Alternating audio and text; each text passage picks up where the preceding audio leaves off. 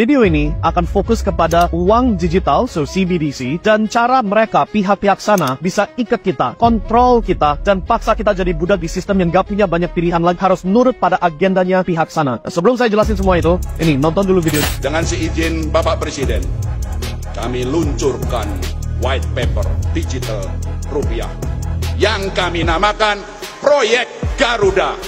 Pengembangan digital rupiah sebagai satu-satunya alat pembayaran digital yang sah di Indonesia.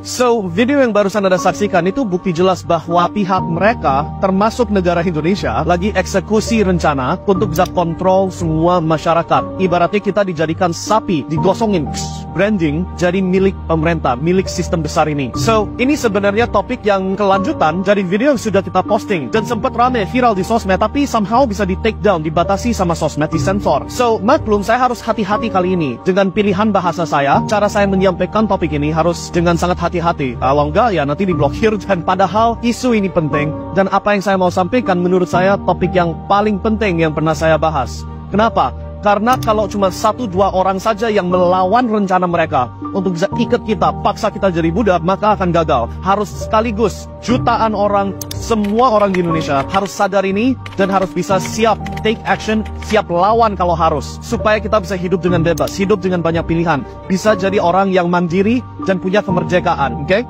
So, ngomong gitu, saya mau jelasin konteksnya. Apa ini yang lagi dilakukan sekarang, yang sesuai video yang sudah saya publish sebelumnya tapi di take down. Sudah saya pernah jelasin bahwa pemerintahan lagi ada rencana untuk membuat kita semua harus daftar digital ID. Ada tekniknya yang mereka akan melakukan, jadi itu sudah saya bahas, tapi disensor, so aku gak bisa ulangi lagi. Tapi pada intinya mereka akan paksa kita semua harus daftar identitas online yang sudah dikaitin semua dengan semua fasilitas yang kita butuhkan untuk bisa hidup. Listrik, air, internet, akses ke rumah sakit, untuk bisa terbang pesawat, semua ini akan dijadikan satu sistem, dan sekaligus uang kita tambahkan ke sistem ini. Sehingga kalau kita diduga melakukan kesalahan yang tidak sesuai sama agenda mereka, mereka itu pihak besar sana, ya, akses kita ke semua hal ini jadi cut instant, straight. Gak ada pilihan lain lagi. Sudah gak ada sumber untuk kita bisa melawan sistem ini. Sudah gak ada, ibaratnya gak ada senjata untuk bisa stand up dan melawan. Harus nurut. Yes bos, yes pemerintah, yes pak. Oke? Kenapa kok di konstitusinya Amerika ada pasal yang bilang masyarakat ada hak untuk nyimpen senjata? Ya karena kalau militia itu bahasa Inggris, kalau pemerintah dan militer negara Amerika tidak mendukung dan tidak membela masyarakat Amerika, maka masyarakat bisa ribut pakai senjata yang mereka ada hak untuk nyimpan. Nah itu konstitusinya Amerika. Indonesia sedikit beda. Di Indonesia gak segitu gampang pegang senjata, ya kan? So, jalur kita untuk melawan, kita harus pelajari dulu. Kalau sudah tahu jalurnya mereka untuk kontrol kita adalah tiket kita dengan digital ID yang disambungin semua, apa ini solusi kita buat bisa melawan? Nah untuk ini kita harus lihat ke contoh-contoh luar sana. Yang pertama saya contohin negara Australia. Ini harusnya negara bebas loh. Negara yang punya banyak pilihan, semua masyarakat terkenal kaya, negaranya indah, bla bla bla, right? Coba putar dulu videonya. A top UK bank closed his accounts because they didn't like his political views. But Australians are now learning it could happen here too. Written in the fine print when you open an account with a Commonwealth Bank, it says customers may not use their banking services they engage in conduct that is, in our opinion, offensive, harassing or threatening to any person or promotes or encourages physical or mental harm of any person. So, video yang barusan Anda nonton, itu bukti jelas apa yang terjadi kalau masyarakat gak ada pilihan lagi. Pihak bank, yaitu pihak institusi privat, bisa cut akses kamu ke uang Anda. Bukan uangnya bank, uang Anda, kalau Anda diduga, bukan terbukti loh, diduga melanggar aturan atau kelihatan aneh-aneh menurut mereka, right? Kejadian ini bukan khusus ke Australia juga. Di Kanada di tahun kalau nggak salah di 2022 atau 2021, Kanada membatasi akses masyarakat ke uangnya mereka gara-gara ada yang protes. Protes gak mau dipaksa harus suntik. Nah mereka pada protes dan tanpa keputusan pengadilan, tanpa jalur hukum, tanpa keputusan DPRD, tiba-tiba uang protestor ini di-cut. Dan karena gak ada uang, mati protesnya, gak bisa dilanjutkan, right? So ini contoh buruk kalau kita gak melawan, kalau kita gak ada jalur untuk bisa stand up dan bilang no, kita gak mau kooperatif dengan sistem digital ID, digital dollar atau digital rupiah ini. So solusinya apa? Kalau kita lihat ada maybe 2 atau 3 solusi yang bisa kita bahas. Yang pertama, saya mau putar dulu video dari orang senator yang lagi mau jalan jadi presiden Amerika. Coba diputar. Well, if I am the president on day one, we will nix central bank digital currency. Done, dead, not happening in this country. In the state of Florida. So, contoh itu adalah jalur hukum, itu opsi 1. So, si calon presiden ini, dia sudah bilang, kalau saya sempat jadi presidennya Amerika, saya akan pastikan CBDC, atau digital currency Amerika ini yang didukungin sama central bank, gak akan bisa jadi sah. Dan jalur yang mereka sekarang ini pakai adalah, mereka sudah hukumkan di state of Florida, atau provinsi Florida lah ya, mereka sudah hukumkan bahwa mata uang yang sah harus dolar yang biasa, gak bisa dolar digital yang di backing sama central bank ini, oke? Ini beda dari Bitcoin dan kripto lainnya, ini kita ngomong central bank digital currency. So, dengan mereka melakukan itu, dipaksakan sekarang kalau central bank mau memaksa secara sepihak, semua masyarakat harus pakai dolar digital yang bisa diprogram, yang bisa ditekuk kayak gitu, mereka harus pakai jalur hukum, dan kalau pakai jalur hukum, mereka pasti akan kalah. So, itu senjata pertama. Pakai partai, pakai politik untuk hukumkan uang yang berlaku hanya satu bentuk, yaitu rupiah yang biasa, bukan rupiah yang dapat diprogram, yang digital, yang disambungin ke satu sistem semua ini. Opsi 2 apa? Ribut. Oke, so kalau kita ngomong negara Niger itu di Afrika, apa yang barusan terjadi adalah ada perubahan, ada protes, rebellion, dan pemerintahannya sempat diganti sama masyarakat. Kenapa begitu? Karena Niger adalah sumber uranium terbesar untuk Eropa, untuk bisa memberikan energi di sektor nuklir, oke?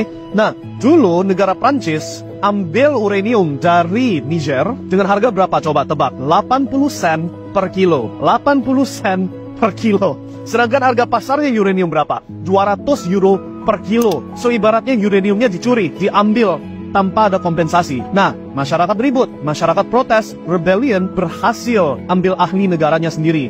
Sehingga sekarang Niger siap jual kembali uraniumnya, tetap lanjutkan, tapi dengan harga pasar yang berlaku sekarang, yaitu 200 euro per kilogram. Nah, benefitnya larinya ke masyarakat Niger. Kejadian yang mirip juga sudah terjadi di negara Belanda. So, sempat 2023 ini atau 2022, aku lupa, pemerintahnya Belanda, Netherlands, mereka mau sita, ambil paksa semua lahan pertanian dari masyarakat dengan alasan yang konyol. Nah, dengan keputusan itu yang jelas-jelas gak adil buat penduduknya Belanda ini, si para pihak petani, mereka semua ribut dan membuat partai baru untuk jadi leadership yang baru, dan mereka yang menang. Sehingga sekarang negara Belanda sekarang ada partai pertanian yang jalanin negara itu, dan karena sudah berhasil, gak jadi semua lahan pertanian disikat sama pemerintah. So, jalur kedua ini yang mana kita bisa ribut, gak harus ribut yang sampai pakai violence ya, tapi setidaknya ribut dalam arti kita ambil ahli dari keputusan negara sendiri, itu satu opsi yang bisa dipertimbangkan juga, supaya gak bisa dipaksa jadi budak. Lalu opsi ketiga adalah harus asumsi bahwa kita akan dipaksa jadi budak,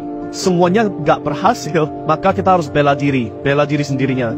So, untuk itu kita harus asumsi, oke, walaupun kita berusaha, walaupun kita coba protect negara ini, protect masyarakat, tetap aja gagal. Let's say itu terjadi. So, jalur backupnya adalah kalau Anda lagi sekarang ini menghasilkan uang sisa, ada kesempatan dapat rezeki bisa menghasilkan uang berlebih-lebihan, jangan simpen dalam bentuk rupiah yang kita sudah tahu akan ganti jadi uang digital kalau gak di stop, gak dibatasi, right? So, simpen kekayaan Anda di aset-aset yang anti sita, anti bisa diambil paksa. So, yang harus dicoret properti saham kan, itu mesti bisa disita sama pemerintah. Itu sudah kita bisa lihat buktinya di mana-mana. Tapi kalau kita ngomong kayak apa yang nanti sita, ya emas fisik kalau Anda pinter nyimpennya dan pinter transportasinya. Dan yang kedua, cryptocurrency, Bitcoin terutama. Kenapa? Karena dengan bawa ledger bisa bawa kemana-mana, dan ini aset satu-satunya yang you gak bisa paksa saya kasih. You bisa siksa saya, you bisa bunuh saya, tetap gak bisa curi barangnya dari saya kalau saya gak kasih kunci rahasia saya, right? So, itu kenapa kalau sebagai backup plan harus ada simpenan yang bentuknya aset yang bisa bawa keluar atau bawa kemana-mana, gak bisa disita, dan sifatnya sangat gampang ditransportasi juga. Oke, so itu 3 opsi Anda sebagai solusi pertimbangan untuk bisa melawan rencananya si pihak sana yang aku harus hati-hati ini untuk bisa kontrol kita semua. Semoga apa yang kita bahas membantu kalian setidaknya buka mata, mulai menyadari, dan saya pesan kali ini, please share video ini, please bagikan ini ke sebanyak orang sebisanya, karena sekali lagi, kalau kita mau bisa simpen kebebasan kita, ini gak bisa cuma 1-2 orang, harus sekaligus jutaan orang yang fighting, yang bilang no, saya gak mau daftar digital ID, saya gak mau kooperatif dengan sistem yang ujung-ujungnya mengunci kita, right? Sukses selalu guys, semoga hal yang terbaik yang terjadi diberikan jalur yang paling benar, dan sampai ketemu lagi di video selanjutnya, and see you guys next time.